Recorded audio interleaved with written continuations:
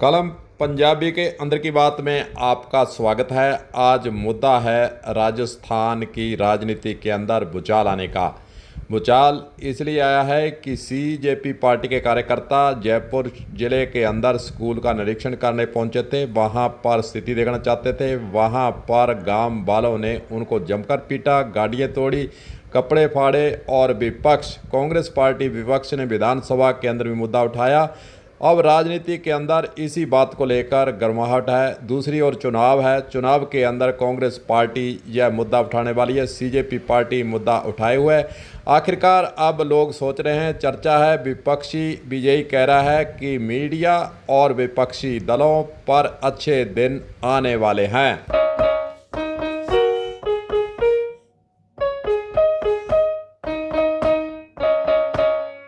चलिए बात करते हैं ये मुद्दा आखिरकार उठा क्यों।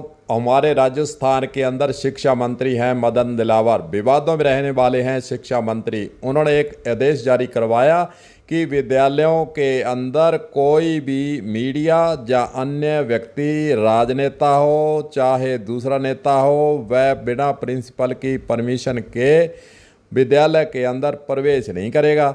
पहले मीडिया जाता था, वहाँ की कमियों को गिनाता था और वहाँ भवन की स्थिति, बच्चों की शिक्षा दीक्षा की स्थिति वहाँ पर दर्शाकर जगाने का काम करता था। विरोधी पार्टियां में जाती थी, मुद्दे को उठाती थी। लेकिन अब शिक्षा मंत्री ने एक ऐसा आदेश जारी कर दिया है कि चिड़ी नहीं फटकने देंगे। विद्यालय के अंदर बिना अनुमति के, बिना प्रधानाचार्य के कहे कोई भी अंदर नहीं जा सकता है। प्रधानाचार्य कब चाहेगा कि उसके विद्यालय के अंदर की स्थिति को कोई जान पाए।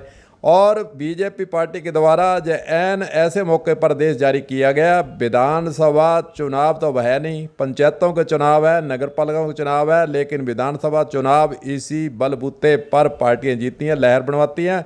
लेकिन यह आदेश ऐसे मौके पर इसीलिए जारी करवाया गया कि सीजेपी पार्टी जो है, कांग्रेस पार्टी है, वह राजस्थान के अंदर विद्यालयों की स्थिति, विद्यालयों की शिक्षा, भवनों की स्थिति, वहाँ पर फर्नीचर की स्थिति और वहाँ पर सुविधाओं का जटोटा, शौचालयों की दयनीय स्थिति, इस मुद्दे को उठाकर कहीं राजस्थान के अंदर पंचायत और नगर निकाय चुनाव के अंदर बीजेपी सरकार, बीजेपी पार्टी का सुपड़ा न साफ करवा दे।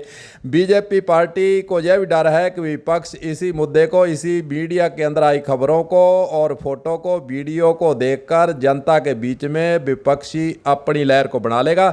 इसलिए यह आदेश निकाला गया। कांग्रेस पार्टी यही बात तो कह रही, विधानसभा के अंदर भी यही कह रही कि आखिरकार विद्यालयों के अंदर ऐसा तुगल की आदेश शिक्षा मंत्री के द्वारा जारी क्यों करवाया गया।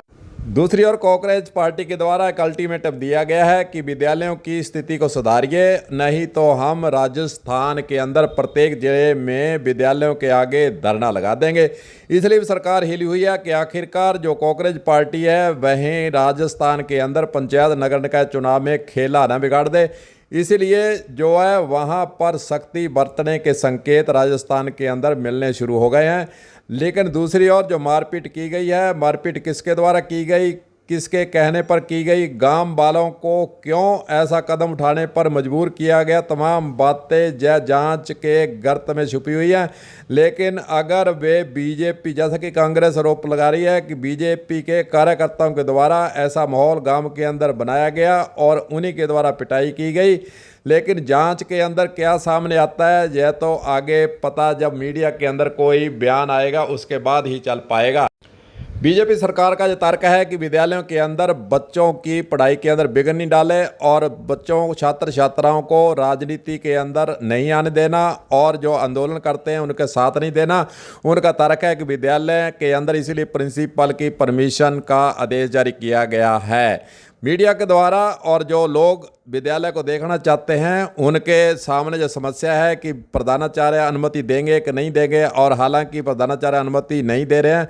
लेकिन दूसरी ओर बीजेपी ने जो आदेश निकलवाया है उसका मीडिया के अंदर एक चर्चा है कि विद्यालय के अंदर बच्चों की पढ़ाई जो खराब नहीं हो, उनको इस ओर नहीं मोड़ा जाए, उनके अंदर एक तरह से गिरना नहीं भरी जाए, ये समझ में आता है। लेकिन क्या विद्यालय के अंदर जो प्रिंसिपल है वह छात्र जब चले जाएं 12 बजे या 1 बजे जब भी छुट्टी होती है उसके बाद क्या वे विद्यालय का निरीक्षण नहीं करवा सकते? क्या मीडिया को वहां की स्थिति छात्र जब विद्यालय के अंदर नहीं हो 5 मिनट या 10 मिनट छुट्टी होने के बाद क्या वे वहां पर विद्यालय का निरीक्षण क्यों नहीं करवाते? सवाल सबसे बड़ा यही है। कमियां हैं शौचालय की है, फर्नीचर की है, भवनों की स्थिति किससे छुपी हुई नहीं है। हाई कोर्ट के द्वारा आदेश बार बार दिए गए हैं, भवनों की स्थिति को देखिए, ठीक करिए, लेकिन ठीक नहीं हुए। लेकिन इसके बावजूद वहाँ की कमियों को छुपाने के लिए आदेश एक जारी करवा दिए गए ताकि कोई भी विद्यालय के अंदर प्रवेश ना कर सके। प्रवेश नहीं करेगा तो पता नहीं चलेगा स्थिति क्या है, कुछ नहीं पता चलेगा। मीडिया के अंदर खबरें नहीं आएंगी तो आखिरकार जनता को कैसे पता चलेगा? तमाम ऐसे कयास, तमाम ऐसी बातें कांग्रेस पार्टी के द्वारा, अन्य पार्टियों, विपक्षियों के द्वारा उठाई जा रही हैं।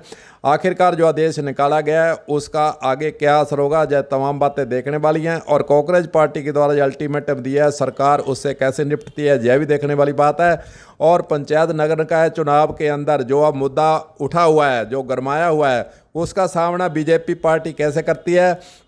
कांग्रेस पार्टी का अब जो है आंदोलन अल्टीमेट जो दिया गया उसको लेकर राजस्थान के अंदर क्या आगे झुकाव रहता है? क्या वे आंदोलन करते हैं? क्या वे यहाँ पर नई रीति नीति के तहत राजस्थान के अंदर अपनी कांग्रेस पार्टी को लेकर यहाँ आंदोलन चलाते हैं? यह तमाम बातें भी देखने वाली हैं। लेकिन पंचायत नगर निकाय चुनाव के अंदर कांग्रेस पार्टी को एक मुद्दा बैठे बिठाए मिल गया और वह इस मुद्दे को भी उठाएगी। और जो कांग्रेस पार्टी जो राजस्थान के अंदर विरोध का बिगुल बुझा चुकी है, यह वास्तव में ही जो चर्चा है नगर निकाय और पंचायत चुनाव में जरूर असर डालने वाली है। देखते हैं बीजेपी पार्टी इसका सामना कैसे करती, सरकार कैसे सामना करती है और आगे इसका तोड़ क्या निकालती है। तमाम बातें यह आगे देखने वाली हैं। कलम पंजाबी के लिए गुरदेव सिंह सैनी की खास रिपोर्ट।